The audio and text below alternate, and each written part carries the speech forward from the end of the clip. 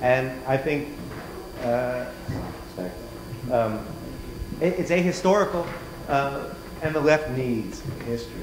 And I think for a lot of reasons, the left has decided that, well, we don't want to put too much weight on history. There's something inherently conservative about talking a lot about the past. And it privileges education and knowledge and so on. But when we do that, we see that ground to the right. And so I don't know if I believe, actually, that, and there actually have been some studies on spiritual but not religious. I think Robert Whatnow has been doing a lot of stuff on that. Is it Whatnow, Nathan? Yeah.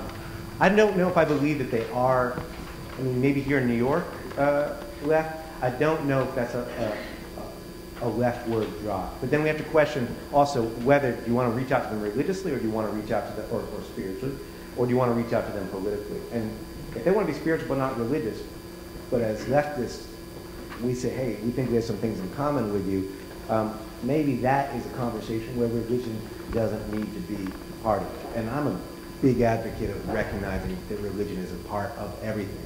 I'm not a believer. But I think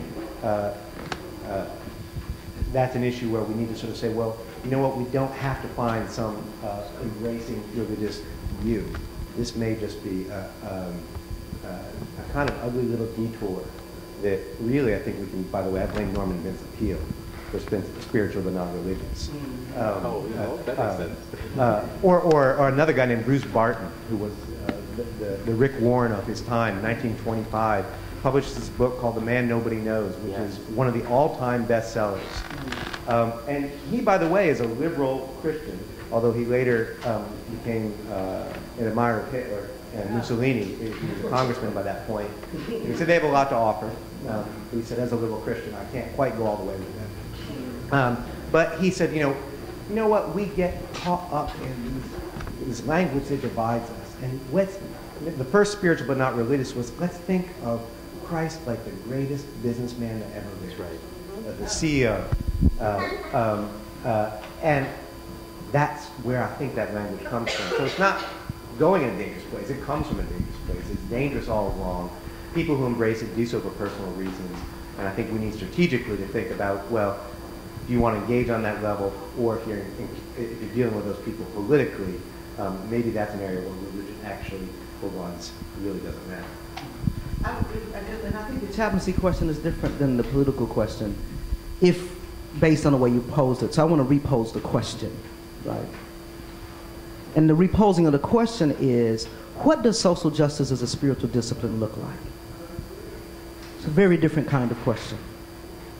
And so that means that if someone says to me in that context, right, so it's different, like if you're in chapel, so you're in a hospital, they're on their deathbed, we may not have to have time to have an organizing question. You need to, right, so that's a different, but that's a different set of circumstances. So I get that pastorally. But so the question for me then, like, so you say you're spiritual but not religious. How does that play itself out as a spiritual discipline? So you do yoga. I make fun of the people at BSAC about this all the time. You remember the co-op, right?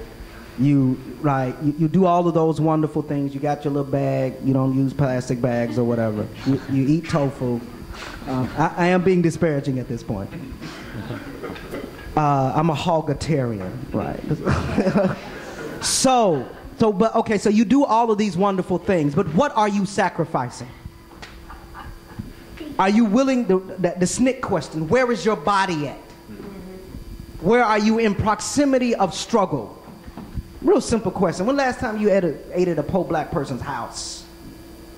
That's a different set of questions about spirituality, social justice as a spirituality, as a spiritual discipline. And so oftentimes when my friends say that to me, I'm spiritual now, I pastor a number of people that way, like who are never going to anybody's church, right? I do their weddings, I bury their mothers, right? So they're not, I understand all of that.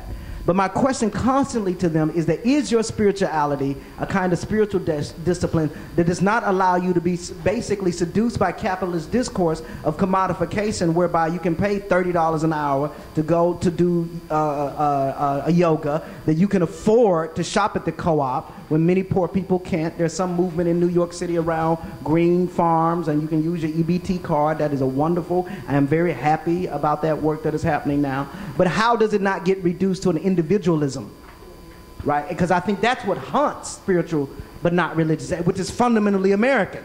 Yes. I make my own religion up. I'm not, and their critiques of the church are right. Most preachers ain't, right? Right. So I'm one, right? And if I could do something else, I would, but I have a limited skill set.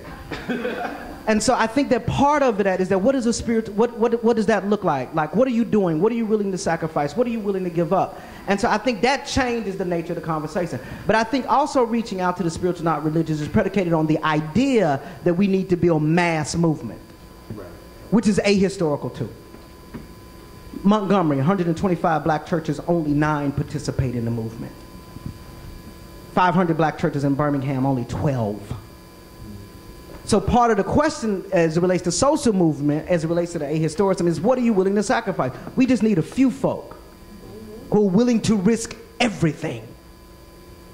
And in that context, they seize public imagination, transform public policy. Most Catholics think the Berrigans are out of their minds. But nevertheless, they risk everything.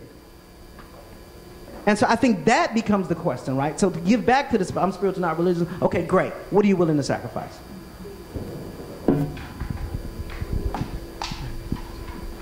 you have questions? Maybe the last one. Thank you both for your energy and your work that you've been doing.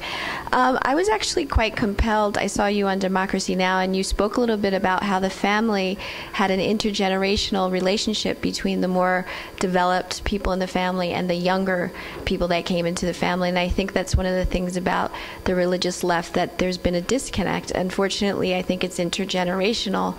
I grew up here in New York City, and my great-grandfather's church is in Harlem.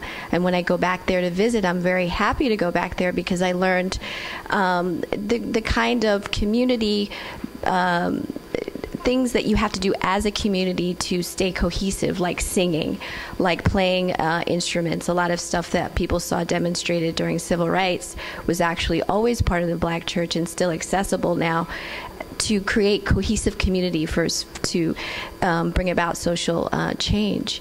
But could you tell me what, and I disagree with you, because I don't think the religious left is weak. I think it's just small. I think it's in small pockets and practicing, but it's not weak. It's actually quite strong. But could you tell me from your experience in the family, what was positive about that intergenerational transfer? Yeah, when I first wrote about living with these guys, and what I did was I joined this house called Ivanwald, which I was I was 29 at the time. I was probably the oldest guys there.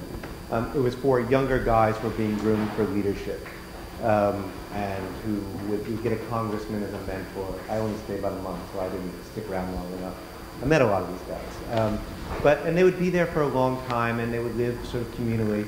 And it was a house at the end of a cul-de-sac in Arlington. And there was a park, and there was about 20 houses that were owned by the family.